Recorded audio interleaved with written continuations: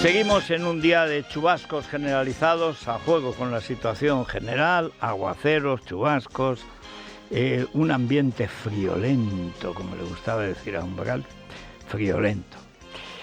Pero en todas partes, en la península, en Canarias, en Baleares, en todas partes. En las temperaturas, como es una lluvia leve, no son grandes aguaceros y tal, bueno, pues suben un poquito. En Madrid nos vamos a 16 de máxima, paseable si no llueve. La máxima nacional, otra vez Valencia, Murcia y Las Palmas de Gran Canaria, 26 grados, uno más que ayer. Y la mínima, la gélida Lugo, 4 grados, la primera vez. ¿Te acuerdas la época en que Lugo empezó a dar las mínimas? Claro que eso pasó con León, hasta que la hostelería protestó porque habían subido el termómetro a una estación.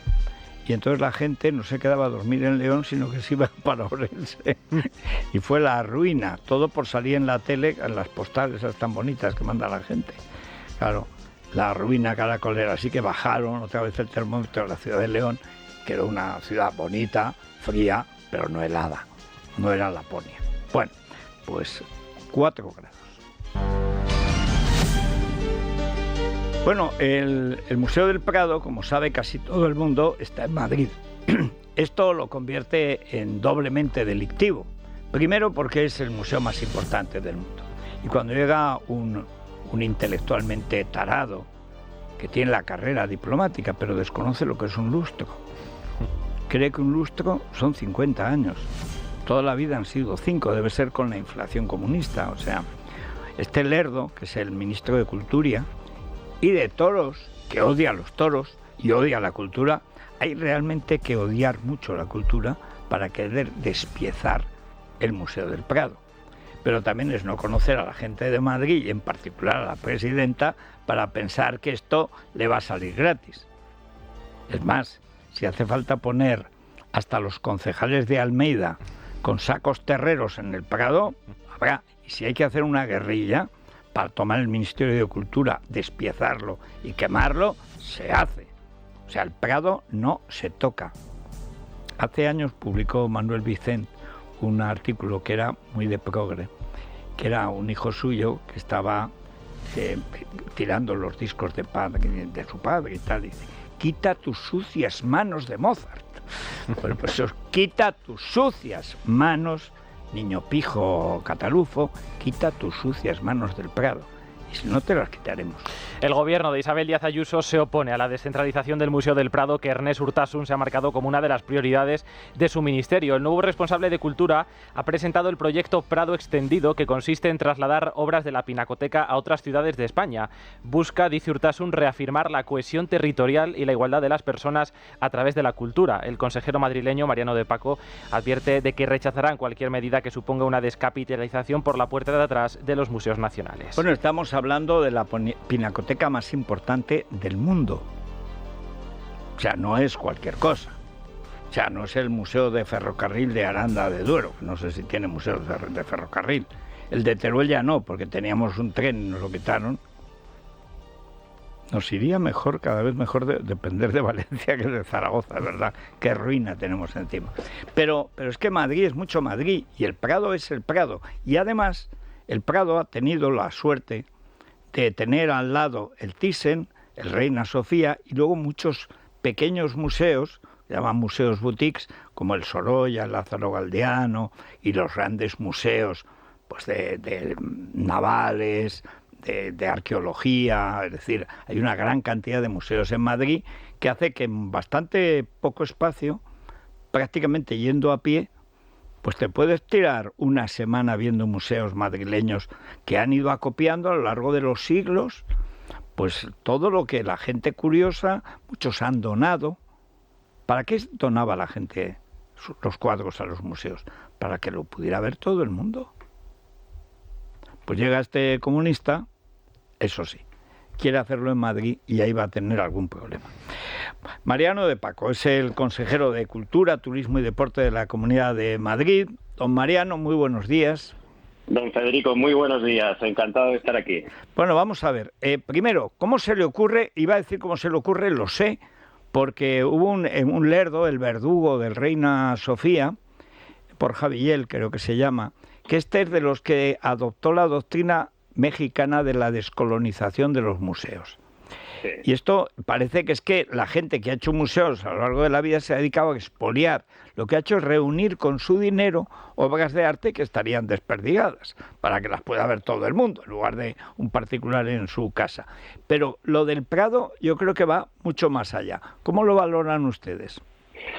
Bueno, este anuncio que ha hecho el ministro Urtasun sobre el proyecto del Prado extendido, que ya estaba presentado por su predecesor, el ministro Iceta, trae causa de otro proyecto que se llamaba el Prado disperso y que empezó ya en 1860. Pero claro, el objeto de estos dos proyectos es muy diferente, porque lo que pretendía el Prado disperso era precisamente, que empezó a llamarse así a partir de 1978, que quizá a alguien le suene esta fecha, pues lo que pretendía era catalogar y sistematizar todas las obras que habían salido del Prado precisamente para tener un control sobre ellas. Y este Prado extendido que ahora anuncian a bombo y platillo, lo que pretende, según ellos mismos, es reposicionar la colección y fomentar la presencia del Prado en las comunidades autónomas. Claro, como usted muy bien decía, es que la presencia del Prado no se puede fomentar en las comunidades autónomas porque ya está en una comunidad autónoma, que es la Comunidad de Madrid, y además está rodeado de otros muchos, y además está en un paisaje declarado Patrimonio de la Humanidad, y lo que la gente tiene que hacer es venir a Madrid a ver las obras del Museo del Prado. Bueno, que es lo que ha hecho todo el mundo. Hay libros enteros, como por ejemplo un libro de Foucault sobre las meninas, que yendo al Prado. Yo recuerdo de niño, a los 14 años, que la primera vez que salía yo de la provincia, por lo menos de Aragón, y vine a Madrid, y vamos al Prado, y en ese momento, en esa época, las meninas estaban en una habitación sola, las meninas con un espejo. Y entonces el efecto que producía al que lo veía, es verdad que no cabían 100.000 japoneses. Tenías que entrar pues de uno en uno, de dos en dos, pero el efecto con el espejo de verte en el cuadro era absolutamente extraordinario. Y uno, ¿quién se le ocurrió?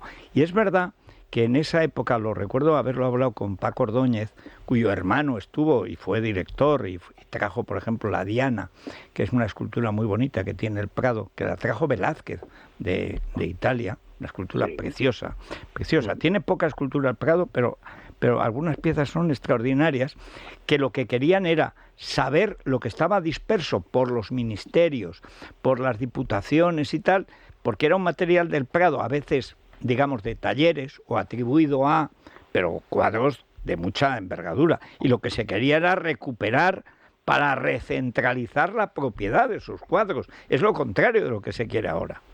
Sí, es totalmente lo contrario. Y lo preocupante es que este Prado extendido lo que anuncia es un cambio en el modelo de gestión. Claro, si cambiamos una gestión que está funcionando perfectamente bien, si cambiamos una gestión que además está íntimamente ligada a la Comunidad de Madrid, que es una comunidad receptiva, pues también es no entender un poco el significado de la obra de arte. Quiero decir, la obra de arte no es solamente el texto, es también el texto con su contexto. Y el Prado hay que verlo en el contexto del Prado, que es Madrid. Llevarse aisladamente cuadros a las comunidades autónomas no acerca el Prado a las comunidades autónomas ni fomenta ese supuesto carácter nacional del museo, porque este ya lo tiene. Es que es un museo nacional. Bueno, nacional e internacional. Pero he leído que él dice que hay 300 puntos donde debería llegar el Prado. Yo he hecho un cálculo, 300 puntos nos tocan a unos 3 cuadros por punto. Imagino que en Teruel al menos 2, no muchos más, pero al menos 2 tocarán. Y luego se puede dar la paradoja de que como Madrid ya tiene 7 millones de habitantes, pues el punto de Galapagar, el punto del Escorial, el punto de Getafe, el punto de Alcorcón, o sea, que el Prado se convertiría en un museo itinerante, con lo caro que es mover unos cuadros valiosos, vamos, tan caro que es imposible pagar esas exposiciones, que irían en camiones para que la gente las viera detrás de una urna. Sí, por eso yo preguntaba al ministro si para llevar a cabo esta brillante idea y va a tener en cuenta pues la opinión de los expertos, por supuesto, del Prado, cuyo trabajo encomiable hay que reconocer desde aquí, y de los funcionarios del Ministerio. Es decir, harán falta una serie de dictámenes técnicos que posibiliten este traslado. Pero además es que es un traslado que no tiene sentido alguno, porque insisto en que el contexto del museo y el propio museo como continente de toda esta ingente cantidad de obras es lo que posibilita la experiencia del visitante. Yo creo que es que tienen una idea aldeana, o sea, piensan que los que no somos de capital, este es un niñato de Barcelona, un pijo de clase alta típico, es un pitito barcelonés, que dice que ha estudiado diplomacia y no sabe lo que es un lustro, o sea, que cómo está la carrera. Pero claro, podemos empezar más bien por exactamente lo contrario. Es que desconocen que hay ferrocarril, que hay autobuses, que la gente tiene coches y que una de las cosas que hacen los españoles a menudo es venir a pasar el fin de semana a Madrid a ver musicales y museos. Sí, lo que pasa es que yo creo que como los ferrocarriles no les funcionan o les descarrilan, también pues es verdad. tienen miedo de que no puedan llegar a la hora. De todas formas, don Federico, yo para esta filosofía descentralizadora que están intentando meternos por los ojos todo el día, yo le sugeriría al ministro que utilice los centros dramáticos, los centros de producción del Ministerio, que esos sí están concebidos para que la obra que se produce dentro de ellos gire y sea itinerante, porque sí. el arte consustancialmente no es itinerante, pero el teatro sí. Quizá deberían empezar porque las obras del Centro Dramático Nacional, por ejemplo, girasen por toda España, y esa sería una muy buena forma de acercar Madrid y acercar el Centro Dramático Nacional a todo el resto de España. Bueno, llevando además los clásicos españoles que no hacen ni en el teatro español, que es el único, es asombroso. O sea, una lengua y además un teatro, el del Siglo de Oro, que se ve más en México que en España. O sea, pero eso, dice, ¿cómo puede ser? Pues es, primero, la lengua es común, hay más de 500 millones de gente que habla español, en aquellos países además se estudia su cultura, porque Cervantes es también suyo, y Lope de Vega es suyo, y Calderón es suyo, y les gustaría venir a Madrid y poder ver siempre un clásico. Y si no, si estás en Teruel, pues que venga al Centro Dramático y te haga una representación, no sé, La hija del aire, que se lo vi yo a Ana Belén, que por cierto extraordinaria en los años 80. Pero siempre el teatro es verdad, siempre ha girado. El teatro siempre ha hecho giras, el privado las hace continuamente. Pues que hagan el teatro, pero que dejen el museo en paz.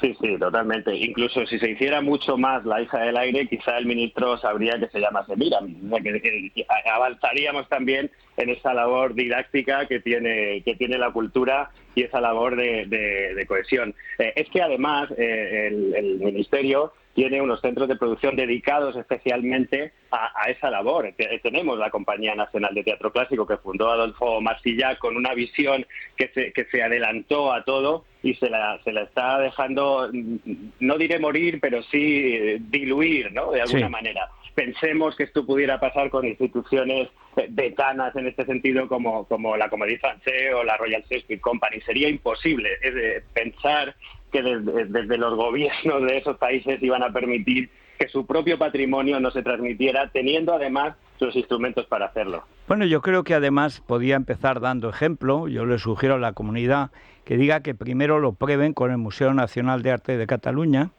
y especialmente el románico, incluyendo lo que han robado en Huesca, lo de Sigena, que lo cedan a todas las comunidades.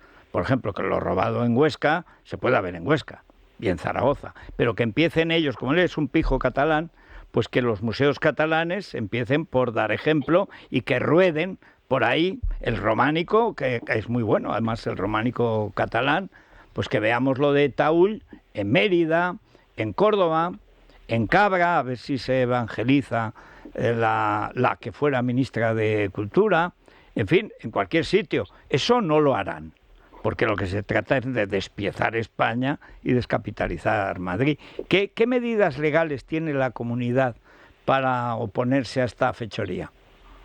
Bueno, pues en principio nosotros competencialmente no podemos hacer nada en este asunto porque la competencia es del Gobierno de España y el Prado es un museo nacional en el que nosotros no podemos incidir. Pero yo creo que lo que sí tenemos que hacer de alguna manera es lo que estamos haciendo, que es decirlo, explicarlo, porque falta base en lo que dicen. Al final están utilizando una serie de frases, de eslogan populistas que no tienen sentido alguno y si nosotros desde la Comunidad de Madrid podemos hacer esa labor de explicar que realmente lo que se está haciendo no es lo que hay que hacer, pues algo estaremos avanzando en ese camino, porque esta sinrazón y esta utilización torticera de las instituciones pues nos puede llevar, como usted bien dice, pues a descentralizar la Sagrada Familia y que la veamos en toda España porque tenemos derecho y porque queremos que nos llegue todo desde allí, o a descentralizar los Sanfermines. Es que no tiene sentido ninguno. Bueno, tiene el sentido de los que quieren despiezar España. Para un separatista comunista al que le gusta, que no se negó a condenar que Putin robara 2.000 niños en Ucrania y que apoya la masacre de Hamás, porque no la condena, luego la apoya, bueno, es evidente que todo lo que pueda perjudicar a España, el Museo del Prado es una de esos escaparates incomparables que tiene España y que viene además de Madrid como capital, porque era la antigua colección real que pasa del Alcázar, que se salva del incendio del Alcázar de los Austrias, que luego con los Borbones al final se cede a la capital y desde entonces se ha convertido en una meca de peregrinación de todo el mundo medianamente alfabetizado, claro. Sí, esto no tiene sentido ninguno. Desde el momento en el que el ministro de Cultura, que es lo que debería defender todo lo contrario, en su primera intervención lo que dice es que va a utilizar la cultura como arma, que a lo que viene es a la guerra, que a lo que viene es a dar la batalla. ¿La batalla contra qué? Claro, son frases y son esos eslogans que son más propios de un ministerio de la guerra que de un ministerio de cultura. Entonces, todo parte de ese sinsentido, de esa falta de conocimiento y sobre todo, y a mí esto me parece muy importante, de la falta de respeto por nuestro patrimonio, por nuestra historia y de comprender que la contemporaneidad sería absolutamente imposible si no miramos al pasado, si no miramos al legado que nuestros maestros nos han ido dejando. Claro, si no partimos de esa base, lo tenemos bastante complicado. Pues así es, pues nada, mucho ánimo y efectivamente a hacer público este disparate, que sería además, bueno, sería un escándalo internacional, peor que lo de Hamás. O sea, la idea de que hay un mendrugo que quiere trocear el Prado para que vaya por ahí, para perderse, que esto ya pasó una vez. Los cuadros del Prado se salvaron de milagro, los bombardeos pues los sacaron estúpidamente de España. Yo he hablado con Rosa Alcácer porque su marido, que era un pintor muy bueno, Timoteo Pérez Rubio, fue el encargado de llevar los cuadros a Francia y llegarlos allí. Y era un tío tan honrado, imagínense lo que es llevarse como robaron otros, un pequeño cuadro del Prado y a vivir toda la vida, que llevaba un duro, esto es lo que tenía, cuando entró en un campo de concentración francés. Y esos cuadros del Prado, se hace una exposición en Suiza, donde estuvieron a punto de coincidir Azaña y Alfonso XIII, porque se habían salvado los fundamentales. Y eso, que es de lo que sobrevivió a la guerra, se lo quiere cargar ahora este pitito catalán. Realmente nos ha mirado un tuerto, ¿eh? Esto no es normal. Bueno, y es peor, porque lo que demuestra este nombramiento, como el anterior también, es la falta de respeto que el Gobierno de España tiene a la cultura, a lo que significa y a los ciudadanos, porque realmente es eso, nombrar este tipo de perfiles para dirigir un ministerio tan importante como el de Cultura, lo que denota es una falta absoluta de respeto por lo que la cultura supone para el individuo y para la colectividad. Pues muchas gracias, don Mariano, y nada, y mucho ánimo, y si hace falta una milicia para defender el Prado, avisen. Pues muchísimas Porque gracias. Madrid tiene una tradición de defender la nación y el Museo del Prado es la nación española. O sea, está ahí. Así es, le tomo la palabra a don Federico y a su disposición cuando quiera. Bueno, muchísimas gracias. Muchas gracias. Bueno, ahora ya vamos al cubil, vamos de donde salen estos ministros. La República de los Tontos. Eres tonto, muchacho, tú eres tonto. Y en tu casa lo tienen que saber. Porque aquí Don estamos... Santiago González, muy buenos días. Muy buenos días, querido Federico. Pues mira, estaba ya visto que el punto fuerte de Sánchez no es la exquisitez protocolaria. Ayer contaba El Mundo, después de que el rey declarase inaugurada la 15ª legislatura, cualquier ministro diría la 15ª, Sí. en el pequeño grupo que formaban con el rey y la presidenta del Congreso, se ajustó los pantalones con mucho remango. Lo he visto la foto, lo he visto grabado, está a punto de rascarse la nalga derecha, porque Sí, se le ve, sí. es un gesto que no es de subirse el cinturón, es de incomodidad del Sí. coxis. Entonces él se le ve que tiene ganas de Se le ve tocarse con por ahí. ganas, Sí. Bueno, pero ojo, la derecha se lo ha afeado en la red, no incurramos, Federico, pero es que acostumbran a protestar por todo. Podrían haber tenido en cuenta que el galán de tranvía, como acertó a bautizarlo Cayetana, tuvo la delicadeza de no acomodarse el paquete, aprovechando el viaje. Claro. Bueno, es verdad, yo pensé también, este se quiere rascar como Esto es. como Hueviales. Como Rubiales. Sí. Bueno, pues volvió a posar esparrancado mientras sonaba el himno nacional en una versión inenarrable. Nadie le habrá explicado que lo suyo, la clave de la decencia como para toda doncella que se precie, es mantener las rodillas juntas. No, es que además, ¿te acuerdas la época en que las podemitas tronaban contra el mansplaining? Que Sí, era señor. despatarrarse, cuando era lo que hacía Pablo Iglesias en cada mitin. En cada vez que se sentaba, sí, señor. Claro, decía que hacía falta una democracia con cojones, que era así de sutil. Y no le cabían entre los monstruos. Bueno, de hecho, iba siempre muy, en fin. Ay, no incurramos en detalles. que son No, horas. porque además, vete tú a saber. Sí.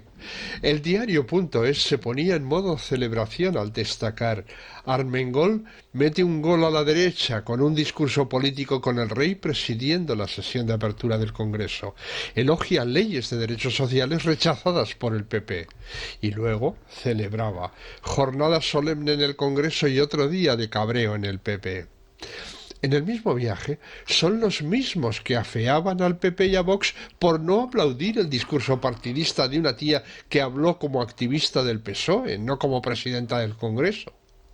Toro Sentado opinaba razonablemente que en un acto que debería ser puramente institucional y en el que la presidenta del Congreso debería centrarse en declarar inaugurada la legislatura, Armengol defiende leyes tan controvertidas como la del aborto, la eutanasia o el cambio climático. No tienen límite.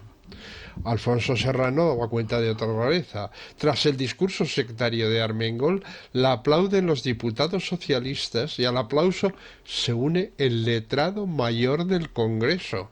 Los miembros de la mesa no pueden manifestarse en pleno y menos un funcionario, o es que ya no forma parte del Congreso. Fernando Galindo. Un Sí, amigo, señor. un admirador, Un siervo. un esclavo, un siervo. Ese es Fernando Galindo. Pues sí. Sí, señor. Mira que es que esto es el bucle, es el día de la marmota, es que Sí, los sí, tontos sí, se es volver reproducen. todos los días Todos al los mismo. días. Mira que Sí, sí. llamarse Fernando Galindo. ¿A quién se lo decía? ¿Analía Gadé? Sí, era Ana. Bueno, es que Analía Gadé. en Katia fin. Loriz, me parece. A Katia Loriz, es verdad, me es parece verdad. que era Bueno, Katia Loriz. tampoco, en fin. Sí. Tremenda. Sí, sí, señor. Era muy Bueno, de pues, derechas, ¿eh? Era amiga de Fraga. O sea, que a lo mejor eso va con retintín. Sí. sí. No creo que tengan tanta intención. Bueno, estos no llegan. Pero lo de un amigo, un admirador, un esclavo, un siervo, un es que retrata al sujeto, pero vamos.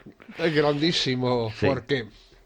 Bien, Armengol, también llamada Barmengol o Armengolpe, como la bautizaste tú, recibió otro apoyo ayer, brillante, en el título de la columna de Bustos. Armengol en propia meta. Sí, lo he visto hoy. Parecía, bueno, como el del Feyenoord con el Atlético. Yo no he visto un Sí. gol en propia meta más idiota que ese. Pues sí. Otra de sus aportaciones fue justificar el pacto de investidura con el argumento de que emana de la decisión de los ciudadanos el 23 de julio. La diputada Edurne Uriarte no concebía esa razón. Pues no, Armengol. El pacto de la investidura no emana de la decisión de los ciudadanos el 23 de julio. La mayoría de los ciudadanos está en contra de ese pacto. Y los propios socialistas votaron por un PSOE opuesto a la amnistía.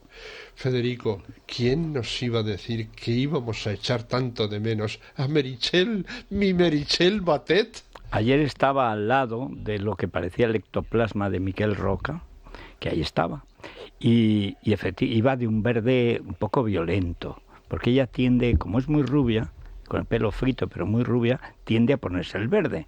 La que se viste de verde, por guapa se tiene, Meritxell ha tenido una juventud esplendorosa. Pero claro, es que ella acabó su último discurso diciendo viva España, viva la Constitución y viva el rey. Viva el rey, sí señor. Claro, y esta le faltó escupirle a la princesa. Bueno, naturalmente, toda estupidez reclama un líder. Y ahí está Pachi López, opinando que es impresentable que desde el Partido Popular no hayan aplaudido a la presidenta del Congreso. Es una nueva demostración de que no tienen ninguna cortesía parlamentaria, ni sentido institucional, ni la más mínima educación. Este es el nuevo PP. Eso tendrán que explicarlo ellos. Maite Rico le oponía un reparo, pero le parece exquisito el plantón y los ataques de sus socios al rey, y que los que estaban, se refiere al PNV y a Sumar, no aplaudieran su discurso. Si por lo menos se callara. Realmente lo de Pachi López, tú lo conoces de siempre ha sido así. Siempre ha sido bastante así. Lo que pasa es que antes se callaba más. Claro. Se le notaba menos. Y se le notaba menos, evidentemente. Pero sí, Pachi siempre ha sido... Vamos, yo lo conozco desde que él estaba en las juventudes. O sea. Madre mía. Oye, ¿y viste la cara de los del PNV? Sí, del gran Esteban, sí. Pero vamos a ver, pero que vosotros sois los educados. Además, los que decían, no se puede actuar como los batasunos, negándose a aplaudir al jefe del Estado. Eso es. Ahora sí. Sí. Pero es que esta es una vieja verdad política, de que todos estos que abogan por tender una rampa de aterrizaje para los que estaban por los aires, al final lo que construyen es una rampa de despegue para ellos que se van a la estratosfera. Por supuesto. Bien. Bueno, pues 3 más 100 daba una noticia de última hora algo apócrifa con su poquito de coña.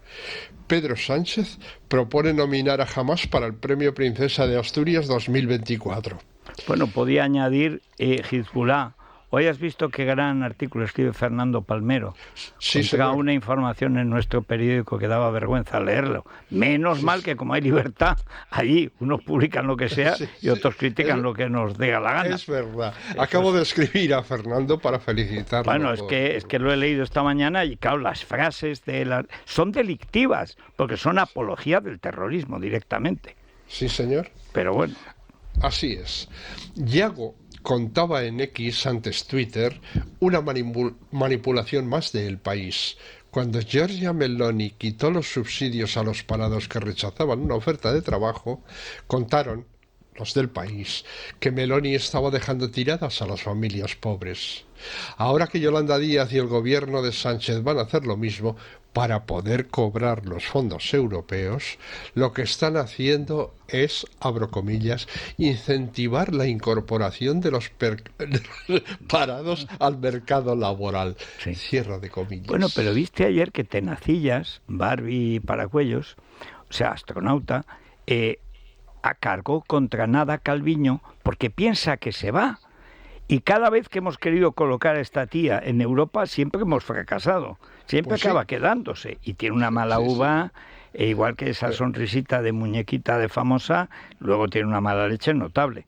Pero vamos a ver, dice, y no estamos de acuerdo en absoluto con lo que dice Economía, pensando que no va a estar cuando precisamente Meloni va a apoyar Sí, ya, a otro candidato y a lo mejor se queda también sin este puesto porque hasta ahora los ha perdido todos. Sí, sí. Bueno, es que es lo que le toca al sanchismo, Sí. empezar a recoger los frutos de lo que ha sembrado. Las nueces, sí. Eso es. En fin, pues nada, muchas gracias, Santi. Hasta mañana, si Dios quiere, y con la ayuda de la Virgen del Tremedal. Que será otro ¿Cuál es tu día. virgen favorita? Bueno, yo en materia de vírgenes no tengo... Me refiero a no. las Madres de Cristo. Sí, claro. Pero bueno, es que yo me pierdo un poco entre tanta... O sea, no... tanta denominación. O sea, pues la Virgen era la Virgen. O sea, había una y ya está. No son iguales, hombre. Galdós No. cita en sus episodios nacionales 3 vírgenes que apoyaron claramente la causa nacional, que eran la del Sí. Pilar, la Montserrat y la del Tremedal, que es Sí, la de mi es pueblo. verdad. Bueno, Entonces- en mi pueblo hay una advocación de la Virgen bastante curiosa, que tiene... la Virgen de las Mamblas se llama, porque Las la Mamblas. ermita... Sí, Mamblas, que en castellano antiguo significa tetas. Claro. Y Mira y- tú qué forma de decirlo tan fina, tan tal. Lo vamos a empezar a usar en la Crónica Rosa. Se ha operado sí. las mamblas. De las Mamblas, sí, Sí. señor. Pues es porque está la ermita entre dos cerros, la Mambla y la Muela, que vistas desde un sí. determinado ángulo parecen dos tetas de mujer. Sí, señor, mira tú. Y de ahí su nombre. Mamblas, oye, ¿ves? Todos los días se aprende algo. Eso es. Bueno, pues muchas gracias, Santi. Venga. Hasta mañana, y si les duele algo, desde España hasta el Trigémino tienen razón. Y Budol. Bueno, recordemos, el sector de la banca está preocupado por contar cosas que no todo el mundo sabe. Bueno, pues por ejemplo, estamos en plena semana Black Friday, también la semana pasada, Federico. Estos días los españoles estamos gastando en compras online más de 150 euros de media, que se dice pronto, son compras masivas, es el adelanto de la campaña navideña, y a través de la red se hace el agosto y también lo hacen los ciberdelincuentes. Ellos Cuidado, también saben efectivamente. aprovechar esta circunstancia. Entonces hay que tener presentes algunos conceptos, algunos consejos básicos cuando vas a hacer tu compra online. Por ejemplo, en el uso de tus datos personales. Ojo siempre con la información que te están pidiendo, sobre todo con los datos bancarios. Mucho cuidado. Comprueba No, que los las datos compras... bancarios sencillamente no hay que darlos Claro, nunca. y cuando los des, que estás en páginas oficiales y seguras. Claro. No que te han desviado a otro Que siempre lugar. hay una cosa que pasa que por una queremos evitar, ecuatoriana eso hablando es. desde Bangladesh, que te lía. Bueno, es importante porque cuando compras pueden intentar engañarte con llamadas o mensajes de alerta, con urgencias y amenazas de bloqueo de aplicaciones o cuentas. Sí. Oye, paga ya, que si no esto se te va a bloquear y pierdes el producto. Estás a punto de perder tus fotos. te Desconfía dicen mucho. siempre de esas prisas. Sí. Desconfía siempre. ¿Qué hay que hacer? Bueno, pues hablar con tu entidad bancaria a través de sus canales oficiales, y si crees que has podido sufrir un fraude, ponte en contacto con tu banco o con el INCIBE o con las autoridades pertinentes. Ya sabes que el sector bancario está contigo. Bueno, vamos a los oyentes. Hoy, después de la luctuosa sesión de ayer, a mí es que se me caían los palos del sombrajo. O sea, yo es que he visto la primera legislatura.